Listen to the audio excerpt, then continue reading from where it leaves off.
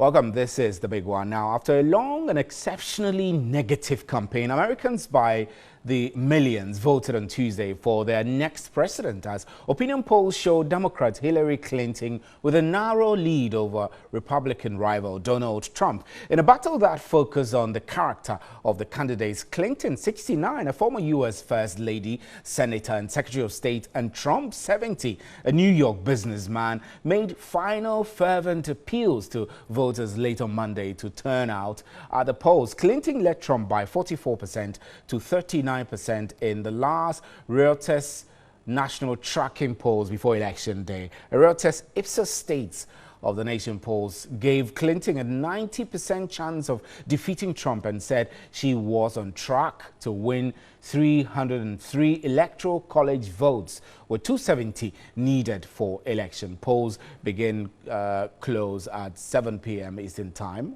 and on Wednesday, with the first meaningful results due about an hour later. U.S. television networks called the winner of the 2008 and 2012 presidential elections at 11 p.m. That's 4 a.m. 4 GMT, or shortly after. Victory in U.S. presidential election is earned not by the popular vote, but by an electoral college system that awards the White House on the basis of state-by-state wins, meaning a handful of states where the race is close assume an outsized importance.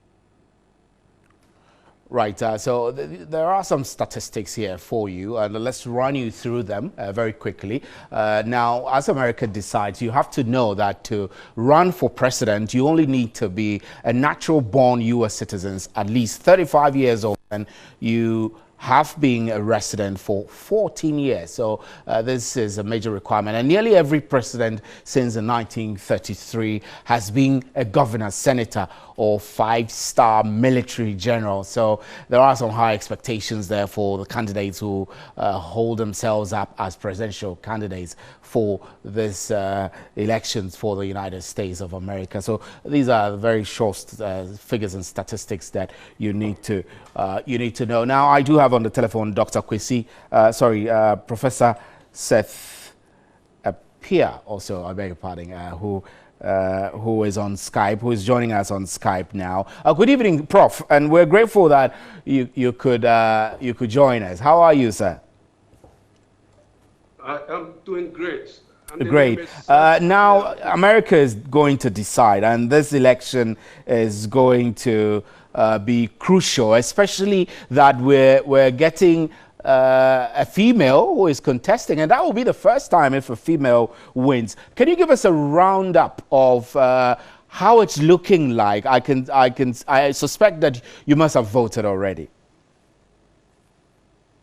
Yeah, actually, first let me say good evening to your viewers, and also let me thank TV3 for reaching out to me for first-hand information.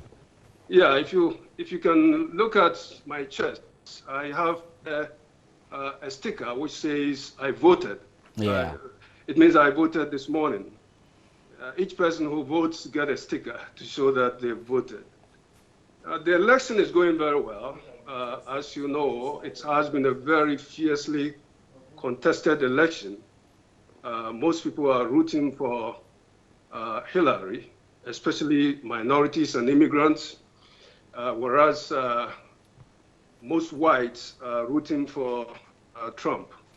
So I live in Alabama, one of the southern states which used to harbor a lot of slaves. And if you know the history, most southern states normally vote for Republicans. So today, for instance, in Alabama, you could see the momentum is swinging towards Trump. But we all do know, according to the polls, that eventually, when the results all come in, Hillary is going to win. I know that the campaigns and this election generally has been very divisive, especially along the racial lines, for example, as you're saying. There are those who vote for Trump and those who will not vote on racial lines, immigrant lines and Latino lines, among others. This has been one of the most divisive. Are there lessons we can learn from there? I mean, we're going into our own elections a month away. Yeah, I think that, you know, Ghana can learn a lot from the U.S. System of governance because, you know, we having presidential system in Ghana, even though our system is a little bit hybrid, it's parliamentary and presidential, but still we can learn a lot. In terms of the competition and the rhetorics, I think that we need to know that, you know, elections are just seasonal. Once elections are over, the whole nation has to stick together. And so one has to be careful as to the sort of words that we use during the elections, you know. I think Trump is suffering so much because a lot of people liken him to Hitler. If you give this guy the chance, this is what's going to happen. This is what the nation is going to get, you know. As Obama said, elections do have consequences. And I think the biggest lesson for Ghana is that we need to know that elections do have consequences. Elections do have consequences. Indeed. So in now, terms of what as it is, it does appear.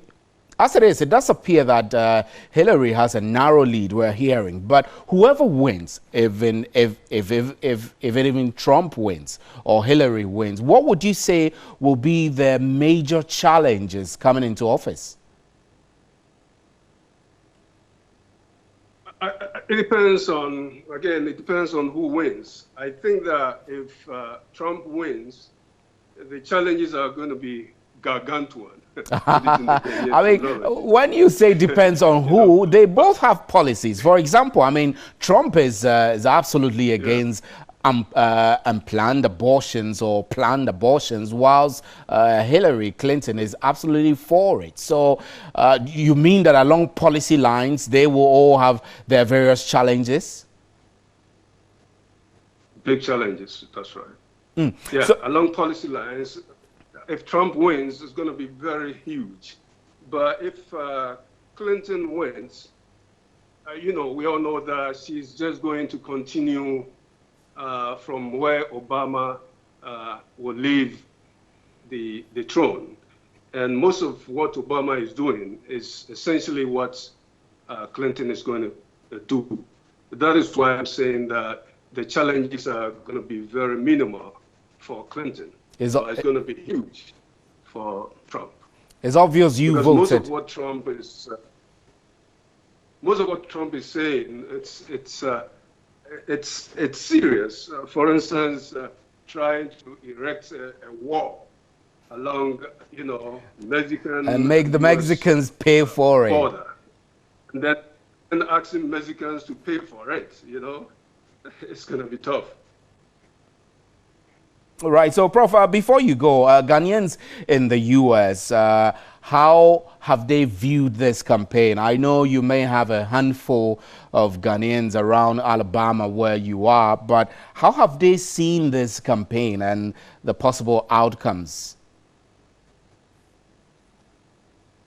Well, so far, Ghanaians, most Ghanaians, as I said earlier, most Ghanaians are rooting for Hillary.